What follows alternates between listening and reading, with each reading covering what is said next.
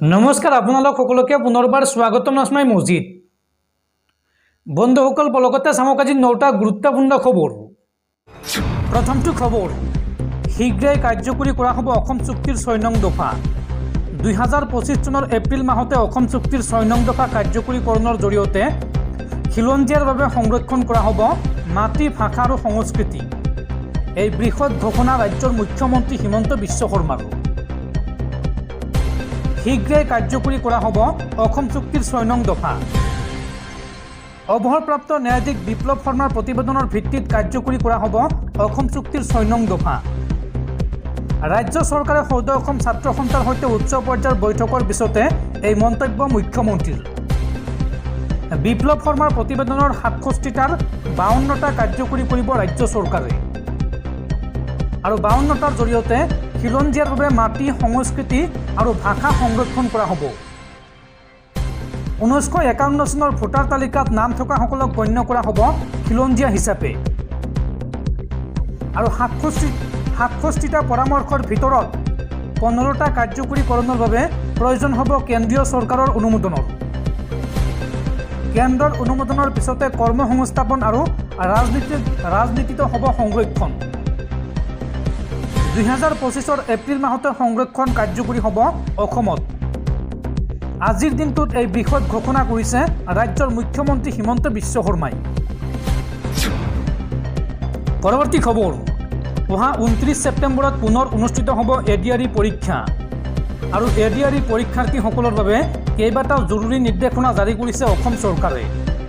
পৰীক্ষাৰ্থীসকলক লৈ শেহতীয়াকৈ কি নিৰ্দেশনা জাৰি কৰিছে চৰকাৰে চাওঁ আহক। এডিআৰই পৰীক্ষাৰ্থীৰ বাবে কেইবাটাও নতুন নিৰ্দেশনা জাৰি কৰিছে চৰকাৰে। পৰীক্ষা কেন্দ্ৰলৈ আপুনি এইবাৰ নিব পাৰিব কোনো লেবেল নথকা ট্ৰেন্সপাৰেণ্ট পানী বটল। এইবাৰ পৰীক্ষাৰ্থীৰ লগত লৈ যাব পাৰিব কুৱেশ্যন বুকলেট। পৰীক্ষাৰ শেষত পৰীক্ষকে প্ৰশ্নকাকত তুলি দিব পৰীক্ষাৰ্থীৰ হাতত, অৰ্থাৎ এইবাৰ পেপাৰ আপুনি ঘৰত লৈ আহিব পাৰিব।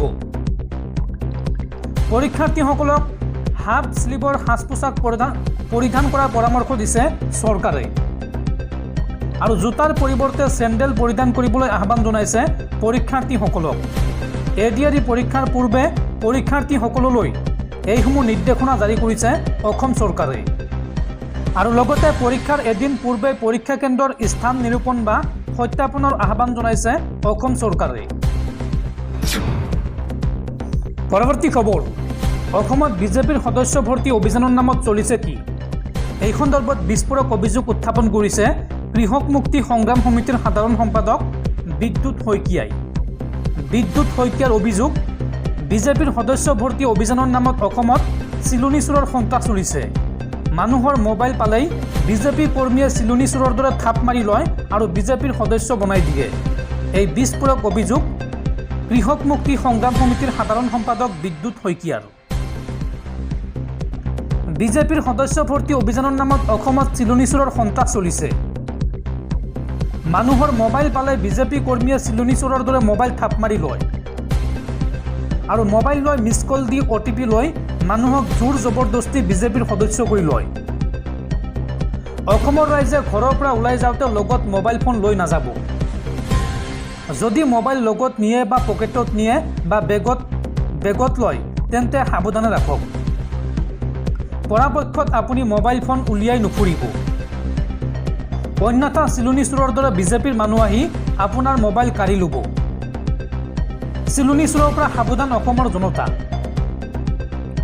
এই আহ্বান বা ৰাজ্যবাসীক উদ্দেশ্যি এই মন্তব্য কৰিছে আৰু বিজেপিৰ বিৰুদ্ধে এই বিস্ফোৰক অভিযোগ উত্থাপন কৰিছে কৃষক মুক্তি সংগ্ৰাম সমিতিৰ সাধাৰণ সম্পাদক বিদ্যুৎ শইকীয়াই। দৰ্শকসকল, আৰু বহুতো গুৰুত্বপূৰ্ণ খবৰ আছে। তাৰ আগতে আপোনাক জনাওঁ যে যদি আপুনি এতিয়ালৈকে এইটো ভিডিঅ'ত লাইক কৰা নাই তেন্তে এতিয়াই ভিডিঅ'টোত লাইক কৰি দিয়ক আৰু এনেকুৱা ধৰণৰ ভিডিঅ'সমূহ নিতৌ চাবলৈ চেনেলটো ছাবস্ক্ৰাইব কৰি কাষত থকা বেল আইকনটো প্ৰেছ কৰি ৰাখক। পৰৱৰ্তী খবৰ, ৰাজ্যত জোকাৰি যোৱা ট্ৰেডিং স্কেমৰ অন্যতম মূল অভিযুক্ত মহাপ্ৰবঞ্চক স্বপ্ননীল দাসৰ TFLক প্ৰমোট কৰি বিপদত ইউটিউবাৰ ভাস্কৰ দত্ত। ইউটিউবাৰ ভাস্কৰ দত্তক দিছপুৰ আৰক্ষীৰ জেৰা। উল্লেখযোগ্য যে পূৰ্বে APDCLৰ চাকৰিৰ পৰা নিলম্বন কৰা হৈছিল ইউটিউবাৰ ভাস্কৰ দত্তক আৰু এইবাৰ দিছপুৰ আৰক্ষীয়ে জেৰা চলাইছে ইউটিউবাৰ ভাস্কৰ দত্তক। পৰৱৰ্তী খবৰ, ৰাজ্যৰ লাখ লাখ লোকৰ বেংক একাউণ্টত সোমাইছে হাজাৰ হাজাৰ টকা। 10,000 টকাৰ পৰা আৰম্ভ কৰি 50,000 টকা পৰ্যন্ত সোমাইছে বেংক একাউণ্টত। নলবাৰীত আকৌ গ্ৰাহকৰ একাউণ্টত সোমাইছে হাজাৰ হাজাৰ টকা। কোনে ক'ৰ পৰা দিছে এই টকা কাৰো হাতত একো তথ্য নাই আৰু এতিয়া একাউণ্টত জমা হোৱা ধন উলিয়াবলৈ বেংকত গ্ৰাহকৰ ভিৰ। গতিকে আপুনি পৰীক্ষা কৰক আপোনাৰ বেংক একাউণ্ট।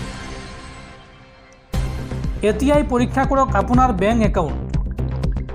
আকৌ হাজাৰ হাজাৰ টকা সোমাইছে বেংক একাউণ্টত। 50,000 টকা পৰ্যন্ত সোমাইছে একাউণ্টত। নলবাৰীত বেংকত সোমোৱা টকা উলিয়াবলৈ দীঘলীয়া শাৰী গ্ৰাহকৰ। অসম গ্ৰামীণ বিকাশ বেংকৰ বেংক একাউণ্টত সোমাইছে ধন। জিলাখনত থকা বেংকটোৰ 6টাকৈ শাখাৰ গ্ৰাহকৰ একাউণ্টত সোমাইছে ধন। দমদমা, কৈঠালকুছি, গোবৰাদল, কুমাৰীকাটা আৰু শলমাৰা আদি অঞ্চলৰ গ্ৰাহকৰ একাউণ্টত সোমাইছে ধন। ক'ৰ পৰা কেনেকৈ এই টকা সোমাইছে কাৰো হাতত কোনো তথ্য নাই আৰু এতিয়া একাউণ্টত সোমোৱা টকা উলিয়াবলৈ বেংকত ভিৰ কৰিছে গ্ৰাহকসকলে। পৰৱৰ্তী খবৰ, যধে মধে ঔষধ খাওঁতে সাৱধান, ঔষধে আপোনাক বিপদ মাতিব পাৰে। 53বিধ ঔষধক লৈ সতৰ্কবাণী CDSCOৰ। গুণগত পৰীক্ষাত ব্যৰ্থ হৈছে 53বিধ ঔষধ, য'ত আছে আপুনি নিতৌ ব্যৱহাৰ কৰা ঔষধৰ নামো। যধে মধে ঔষধ খোৱাৰ আগত আপুনি 10 বাৰ চিন্তা কৰক। 53বিধ নিতৌ ব্যৱহাৰ্য ঔষধৰ মানদণ্ড পৰীক্ষাত বিফল হৈছে। গুণগত পৰীক্ষাত ব্যৰ্থ হোৱা 53টা ঔষধৰ ভিতৰত আছে পেৰাচিটামলো। শেহতীয়াকৈ CDSCOই 53টা ঔষধক লৈ জাৰি কৰিছে সতৰ্কবাণী।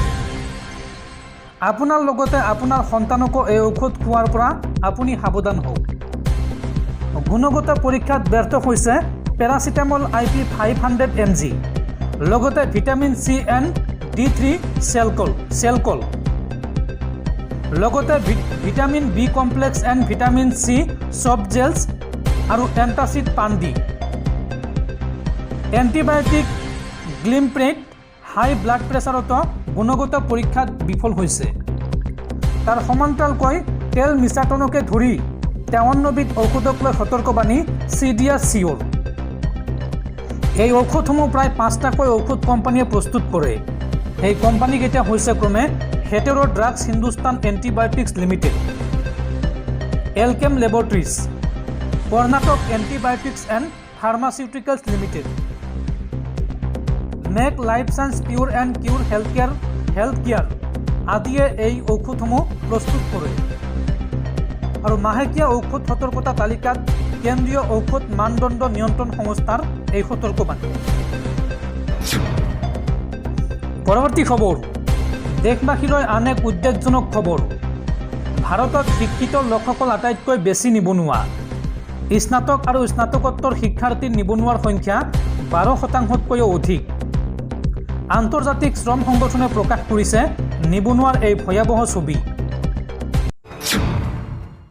পৰৱৰ্তী খবৰ, ৰাজ্যত এইবাৰ ওলাইছে ভুৱা ৰাজচক্ৰ বিষয়া। নগাঁও আৰক্ষীৰ জালত পৰিছে এইগৰাকী ভুৱা SDC। এই প্ৰবঞ্চক মহিলাগৰাকীৰ নাম হৈছে ৰাজশ্ৰী দেৱী। নগাঁও জিলা সত্ৰ ন্যায়াধীশৰ আদালতৰ কৰ্মচাৰী ৰাজশ্ৰী দেৱী আৰু এগৰাকী মহিলাৰ পৰা সংগ্ৰহ কৰিছিল 1.5 লাখ টকা। জিলা সত্ৰ ন্যায়াধীশৰ আদালতত চাকৰি দিয়াৰ নামত লৈছিল ধন। উল্লেখযোগ্য যে ৰাজশ্ৰী দেৱীৰ স্বামীও এগৰাকী অধিবক্তা আৰু এই সন্দৰ্ভত নগাঁও সদৰ আৰক্ষী থানাত ৰুজু হৈছে 942/24 নম্বৰত গোচৰ আৰু গোচৰ ৰুজু কৰাৰ পিছতে আৰক্ষীয়ে গ্ৰেপ্তাৰ কৰি ৰাজশ্ৰীক প্ৰেৰণ কৰিছে জেললৈ। পৰৱৰ্তী খবৰ, ৰাজ্য চৰকাৰৰ কৰ্মচাৰীলৈ ভাল খবৰ। পাৰস্পৰিক বুজাবুজিৰে হ'ব কৰ্মচাৰী বদলি আৰু ইয়াৰ বাবে 2 অক্টোবৰত মুকলি হ'ব এটা নিৰ্দিষ্ট পৰ্টেল। নিৰ্দিষ্ট পৰ্টেলত বদলিৰ বাবে কৰিব লাগিব আবেদন। তৃতীয় আৰু চতুৰ্থ বৰ্গৰ কৰ্মচাৰীয়েহে কৰিব পাৰিব আবেদন। এই সন্দৰ্ভত অসম চৰকাৰে জাৰি কৰিছে প্ৰয়োজনীয় নিৰ্দেশনা। পৰৱৰ্তী খবৰ, উৎসৱৰ বতৰত হুৰা হুৰা বাঢ়িছে সোণৰ দাম। সৰ্বকালৰ ৰেকৰ্ড ভংগ কৰিলে এইবাৰ সোণে। 10 গ্ৰাম সোণৰ মূল্য হ'লগৈ ৭৬,০০০ টকা। সৰ্বকালৰ ৰেকৰ্ড ভংগ কৰিলে সোণে। গল্ড অক্টোবৰ ফিউচাৰ্ছত সোণৰ মূল্য সৰ্বকালৰ শীৰ্ষত উঠিল। 25 ছেপ্টেম্বৰ 2024 বুধবাৰে মাল্টি কমোডিটি এক্সচেঞ্জত 10 গ্ৰাম সোণ বিক্ৰী হৈছে ৭৬,০০০ টকাত। যোৱা এটা সপ্তাহৰ তুলনাত প্ৰতি 10 গ্ৰাম সোণৰ মূল্য 2,900 টকা পৰ্যন্ত বৃদ্ধি পাইছে। আমেৰিকাৰ ফেডাৰেল বেংকে 50 বেচিছ পইণ্ট হ্ৰাস কৰাৰ বাবে এইদৰে মাল্টি কমোডিটি এক্সচেঞ্জত সোণৰ মূল্যই অভিলেখ ভংগ কৰিছে বুলি জানিব পৰা গৈছে। ইফালে সোণৰ মূল্য এইদৰে বৃদ্ধি পোৱাৰ বিপৰীতে ৰূপৰ মূল্য আকৌ কিছু পৰিমাণে হ্ৰাস পাইছে। চিলভাৰ ডিচেম্বৰ ফিউচাৰ্ছত ৰূপৰ মূল্য প্ৰতি কেজিত 92,221 টকালৈ হ্ৰাস পাইছে। বজাৰত ৰূপৰ মূল্য হ্ৰাস পাইছে 0.19%, অৰ্থাৎ বিগত সপ্তাহতকৈ ৰূপৰ মূল্য 172 টকা হ্ৰাস পাইছে।